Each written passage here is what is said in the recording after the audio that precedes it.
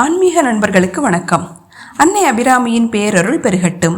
தினமொரு அந்தாதி தொடரில் இன்று நாம் 58வது பாடலை பார்க்கிறோம். இன்றைய பரபரப்பான வாழ்க்கையில் பலருக்கும் இருக்கும் மிகப்பெரிய பிரச்சனை மன அமைதி இல்லாமைதான். எதையெதையோ தேடி ஓடும் நம் மனம் இறுதியில் ஒரு நிம்மதியை தேடி ஏங்குகிறது. அன்னையின் மலர் போன்ற முகம், கண்கள் மற்றும் திருவடிகளை தவிர எனக்கு வேறு புகலிடம் இல்லை என்று பட்டர் சொல்லும் இந்த பாடல் நம் மனபாரத்தை இறக்கி வைத்து பேரமைதியை தரும். வாருங்கள் பாடலை பார்ப்போம். அருணாம்புயத்து என் சித்தாம்புயத்தும் அமர்ந்திருக்கும் தருணாம்புயத்தும் முளைத்தையல் நல்லாள் தகைசீர் நயன கருணாம்புயமும் வதனாம்புயமும் கராம்புயமும் சரணாம்புயமும் அல்லார் கண்டிலே ஒரு தஞ்சமுமே. அதாவது அருணாம்புயத்தும் என் சித்தாம்புயத்தும் அமர்ந்திருக்கும் சிவப்பு நிற தாமரை மலரிலும் அடியனுடைய உள்ளமாகிய தாமரை மலரிலும் வீற்றிருப்பவள் அன்னை. தருணாம்புயத்து முளைத்தையல் நல்லாள், அதாவது இளமை பொருந்திய பேரழகை கொண்ட அன்னையே.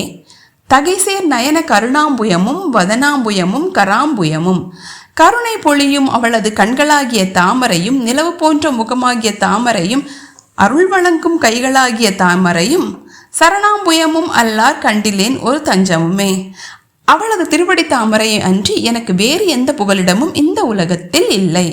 இதை இன்னும் சுருக்கமாக கூற வேண்டுமென்றால், அன்னையே, நீ செந்தாமரையில் வீற்றிருப்பாள், என் உள்ளத்திலும் குடியிருப்பவள். உன்னுடைய கருணை பொழியும் கண்கள், முகம், கைகள் மற்றும் திருவடிகள் இவை அனைத்துமே எனக்கு தாமரை மலர்கள் போல தெரிகின்றன. இக்கட்டான சூழ்நிலையில் தவிக்கும் எனக்கு உன்னுடைய இந்த மலர் போன்ற திருமேனியை தவிர வேறு எந்த துணையுமே இல்லை தாயே.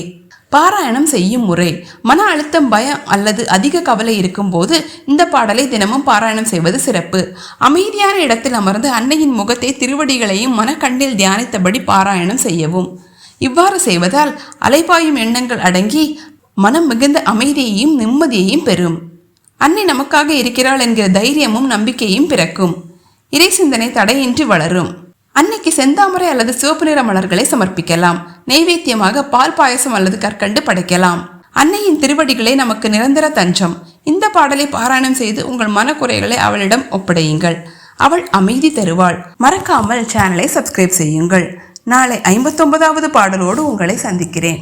நன்றி, வணக்கம். ஓம் அபிராம சமேத அமிர்தகடேஸ்வராய நமக.